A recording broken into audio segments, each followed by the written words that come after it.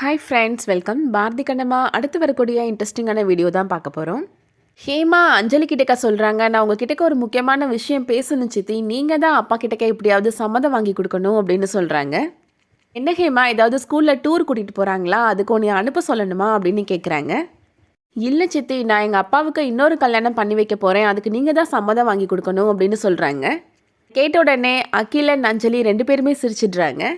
என்னோட டேடிக்கு நான் சமையல் அம்மாவை இன்னொரு கல்யாணம் பண்ணி வைக்க போகிறேன், அதுக்கு நீங்கள் தான் சம்மதம் வாங்கி கொடுக்கணும் அப்படின்னு சொல்கிறாங்க. கேட்ட உடனே அகிலன் அஞ்சலி 2 பேருக்குமே அதிர்ச்சியாக இருக்குது.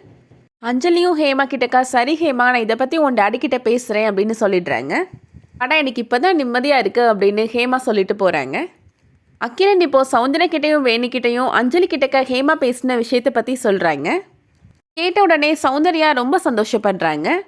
ஹேமா கிட்டக்க லக்ஷ்மியோட அப்பா வரவே மாட்டார் அப்படின்னு நான் பொய் சொன்னதுக்கான காரணம் இதுதாங்க அப்படின்னு சொல்கிறாங்க வேணு கிட்டக்க. சௌந்தர்யா சொல்கிறாங்க, பாரதியும் கண்ணம்மாவையும் நான் எப்படியாவது சேர்த்து வைக்கணும்னு எவ்வளவோ முயற்சி பண்ணினேன், ஆனால் கடைசி வரைக்கும் முடியலை, அட்லீஸ்ட் ஹேமா மூலியமாவது அது நடக்கட்டுமே அப்படின்னு சொல்கிறாங்க. வேணு சொல்கிறாரு, கண்ணம்மா மேலே இருக்கிற தப்பான அபிப்பிராயம் இன்ன வரைக்கும் பாரதிக்கு போகவே இல்லை, ஹேமா சொன்னால் மட்டும் அவன் கேட்டுப்பானா அப்படின்னு கேட்குறாரு. சௌந்தர்யா சொல்கிறாங்க, ஹேமாவுக்காக பாரதி என்ன வேணாலும் பண்ணுவான். உங்களுக்கு ஞாபகம் இருக்கா, ஹேமாவுக்கு உடம்பு சரியில்லை அப்படின்றதுக்காக அமெரிக்கா போகிற ட்ரிப்பையே பாரதி கேன்சல் பண்ணுனா. ஹேமாவுக்கு ஒரு தடவை காய்ச்சல் வந்தப்போ கண்ணம்மாவோட வீட்டில் கொண்டு போய் ஹேமாவை பாரதியை போய் விட்டா, உங்களுக்கு ஞாபகம் இருக்கா அப்படின்னு கேட்குறாங்க.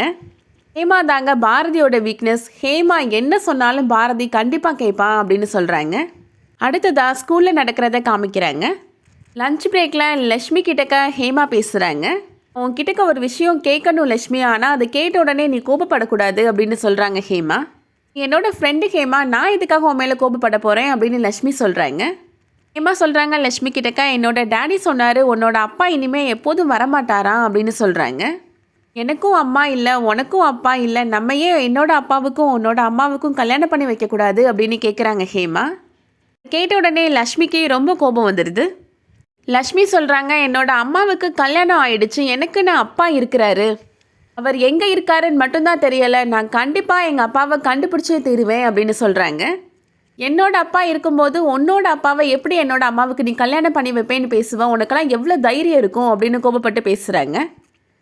இந்த விஷயத்தை நீ என்கிட்டக்க பேசினதோட விட்டு எங்கள் அம்மா கிட்டலாம் பேசுகிற வேலையெல்லாம் வச்சுக்கிடாது அப்படின்னு கோபப்பட்டு அங்கேருந்து போயிடுறாங்க லக்ஷ்மி.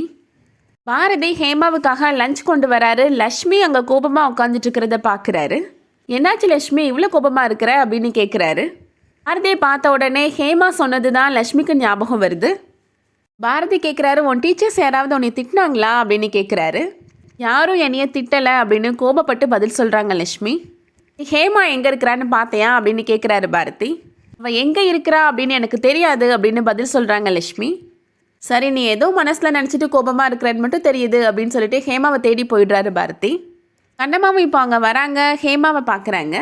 ஹேமா லக்ஷ்மி சொன்னதை நினச்சிட்டு ரொம்ப டல்லாக இருக்கிறாங்க. என்னாச்சு ஹேமா, ஏன் டல்லாக இருக்கிற, உன்னை யாராவது திட்டினாங்களா அப்படின்னு கேட்குறாங்க கண்ணம்மா. அதெல்லாம் ஒன்றும் இல்லை சமையலம்மா, நான் எப்போதும் போல தான் இருக்கிறேன் அப்படின்னு சொல்லிடுறாங்க ஹேமா. லக்ஷ்மியை பார்த்தியா ஹேமா அப்படின்னு கண்ணம்மா கேட்குறாங்க. அவள் எங்கே இருக்கிறான்னு எனக்கு தெரியாது அப்படின்னு சொல்லிடுறாங்க ஹேமா. அடுத்ததாக ஹேமாவை தேடி பாரதி அங்கே வந்துடுறாரு. கண்ணம்மா பாரதி பக்கத்தில் நிற்கிறாங்க. 2 பேரும் கல்யாணம் பண்ணிக்கிட்டால் எவ்வளோ நல்லாயிருக்கும் அப்படின்னு ஹேமா மனசில் நினைக்கிறாங்க. பாரதி கண்ணம்மா 2 பேரும் பக்கத்தில் நிற்கிறத லக்ஷ்மி பார்க்குறாங்க. அதை பார்த்த உடனே லக்ஷ்மிக்கு கோபமாக இருக்குது. அம்மா, நான் இங்கே இருக்கிறேன், நீ அங்கே என்ன பண்ணிகிட்ருக்குற அப்படின்னு கூப்பிடுறாங்க கண்ணம்மாவை. அடுத்ததாக பாரதி ஹேமாவுக்கு சாப்பாடு ஊட்டி விடுறாரு. அதே மாதிரி லக்ஷ்மிக்கு கண்ணம்மா சாப்பாடு ஊட்டி விடுறாங்க. அடுத்ததாக பாரதி கண்ணம்மா கிட்டக்க பேசுகிறாரு.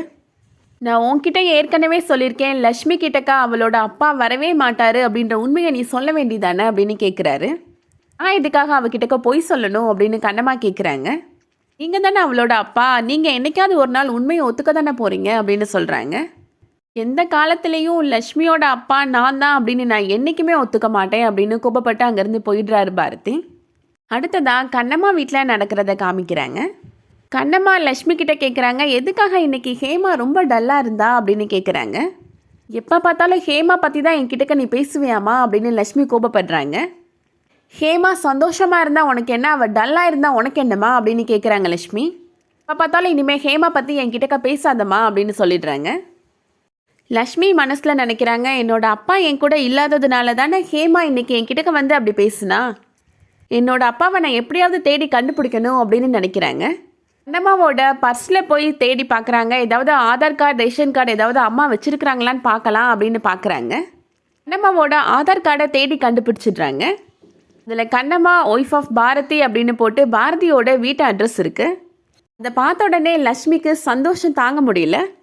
இந்த அட்ரஸை தேடி போய் பார்த்தா என்னோடய அப்பாவை கண்டிப்பாக கண்டுபிடிச்சிடலாம் அப்படின்னு ரொம்ப சந்தோஷப்படுறாங்க.